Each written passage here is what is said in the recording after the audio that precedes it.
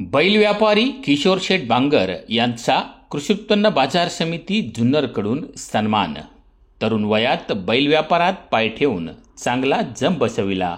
कर्नाटक राज्यातून म्हैसूर येथून गाड्यांना पळणारी वासरं आणून ती यशस्वीरित्या बेल्ले येथे विक्री केली।